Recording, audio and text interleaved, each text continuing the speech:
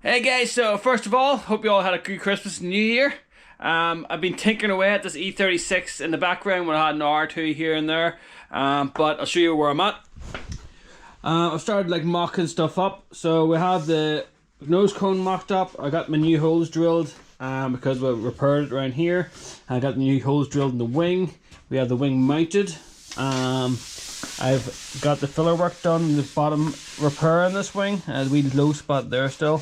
I have bonded my side skirts on both sides. This wing fitted as well. This is the pattern wing I bought that had damage here.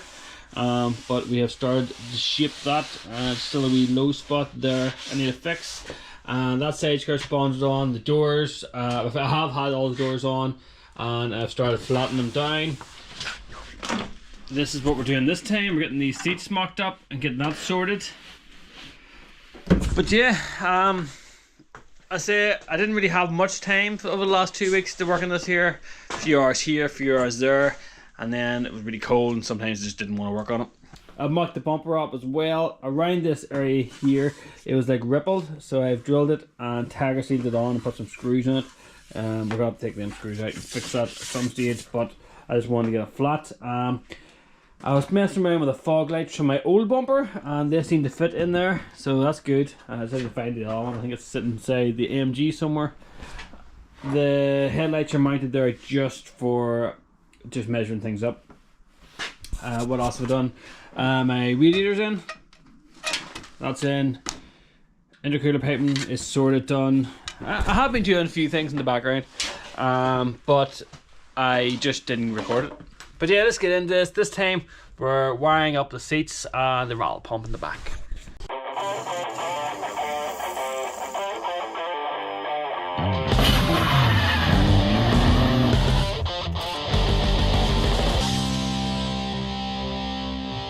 Right, so we'll keep on getting distracted with all the snow here. Well, not loads of snow, but there's some snow. Check this out. I'm also building a pile for a snowman later. But yes, that's why I got distracted, so I'm going to go back at the job in hand and I'm going to start getting this ready for this wiring. And I've already cleaned out the footwell here. I'll show you. So I cleared this all out now. It was all full of crap before, and I pulled this bent seat out. For the ignition live, I was going to use the wire that was already here, but then on investigations, I think someone's wired it into the horn wire, which is odd, so we're not going to use that. Someone's been doing some butchery here as well. Look at this. That's delightful, so I'm going to fix that. We'll find a better ignition live than this and get blasting. So that's the first thing I'm going to do. I'll put a battery on it, see if I can get ignition live, and then work from there. Looking at this here, I don't understand why someone has used the horn ignition live for the fuel pump at the back when they've already stripped the green wire here. So this is a constant live and this is an ignition live, right? So why on earth would they go to the horn for the fuel pump at the back? I don't understand this. Unless when you crank it cuts power to that ignition live for some reason. It might have to do some investigating, maybe disconnect the wire off the starter motor. Well, that's actually held on with a nut. It's not a spade connector, so the reason I didn't want to really crank it too much is because the power steering pipes are cut here because they haven't been put into this yet, but I'll just loop it there and hopefully it'll be fine. It can leak out as much as it wants. I just want to test this.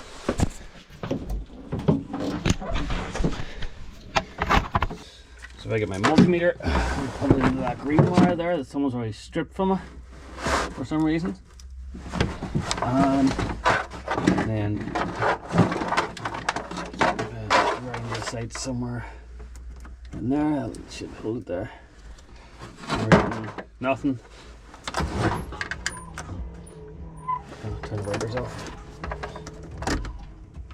Right, we're getting 11.4 volts. It seems to still hold, so I don't know why they've done this here, but I'm just going to cut it out and go in there. Okay, but the plan for this then is I'm going to go into the boot, tap into the positive on the boot, put a fuse in it, come along all under here, follow this line down, and then we will get our ignition feed from there, and that will power our relays. Okay, let's do this. Really dragging my heels this here today, but I have the cable ran for the ignition live, so it's coming around there, up, and then it just follows the wiring line all along here, so all cables tied on, and then it comes around here, and across here, up, and then I had to actually join the wire here because my wire wasn't long enough, so it actually turns into a blue and white, which is going to be very confusing for the next person looking at this, but it'll be okay. Someone had cut into this wire here to try and splice something into it, so I've taped that up again, and then it comes up and goes through the firewall, or if you call it firewall, I don't know what you would call this earpiece. And it all comes to the boot here, where I'm going to start mounting relays now and get some stuff done. Right, so I now have the wire ran from the battery, comes out of the battery onto the fuse, across here, around, and then goes into the relay, and then the other side of that relay goes to the wiring that's going to be for the seats, and it comes across here and goes to the relay for the rattle pump. So this is all wired now. I just need to shrink this heat shrink, and that's the boot done, but that's me for the day. I'll come out tomorrow and finish this. We got more progress on these seats then. I came out and I've fitted these wee brackets here. So on the coupe, it doesn't have these wee brackets to mount the seatbelt to, but on the saloon it does. So I've bolted these on. I used to have like one stud thing and a wee tab that went in there, but the wee tab broke off, so I've now put 2 bolts in each one, so I think it should be strong enough. I've also put some Molex connections onto the wires for the motors, and that's how I got them up higher, just to actually put these in. But we're now ready to run the wiring to the seats on the inside. So I'll just give you a quick update on the progress here. I have ran the cable over there for the passenger seat, and then it comes around here, and I'm joining them here. And instead of soldering these here, I've been using these bootlace ferrules, but I've been taking the plastic end off and then crimping the wires that got there, and it seems to be a really nice tight fit.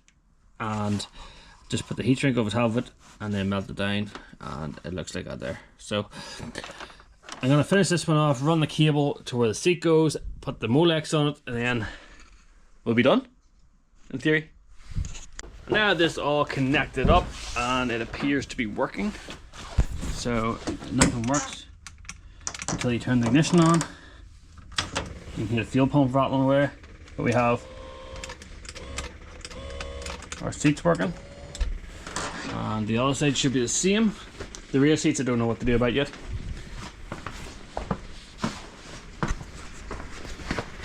And this side works too.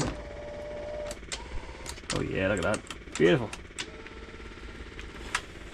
Actually just posted a short up that's about a minute long, and it's pretty much just summed this whole upload up in one go, but slightly less detail. This is pretty cool. I didn't know about this. You can hit that there and it brings it to whoever set it before. That's cool. And turn it off. This is the alloy rod I fitted. Didn't need that much work to fit. The only thing I had to do was a wee bit of modification on the underside. So you can see here on the oil cooler, it didn't actually fit. The brackets weren't right for it, so I had to make these wee brackets here, one there and one on that side. The intercooler piping I've done, I'm not happy with it. It's actually hitting that roll bar, but yeah, I'll have to modify that. I think I'm just going to cut it, probably take an inch out of it, bring it back up again, see if we can adjust it that way. So yeah, progress has been pretty slow here. I am happy that my bodywork is coming along, and I'm glad I got that done. I really wanted to get that bit of wiring done, because it's taking a bit of time. It's probably taken about 3 or 4 hours to do this all tidy enough the way I wanted. So I'm glad that's out of the way. We can worry about the rear seats later. I'm probably just going to put the original fabric ones in and just throw them ones away, or give them away to someone. Someone's bound to want them. And yeah, I really probably haven't got much time today to work on it. I'm trying to think of a wee odd job I could do just to blow a bit of time. Right guys, so where I'm at with this today, I'm pretty much going to go around the door jambs and stuff and just start keying stuff up for paint again. There's not really much to record, so I'm going to leave you here. Thanks for watching. Please like, subscribe, and I'll see you again in the next one where hopefully we'll have something more interesting to work on.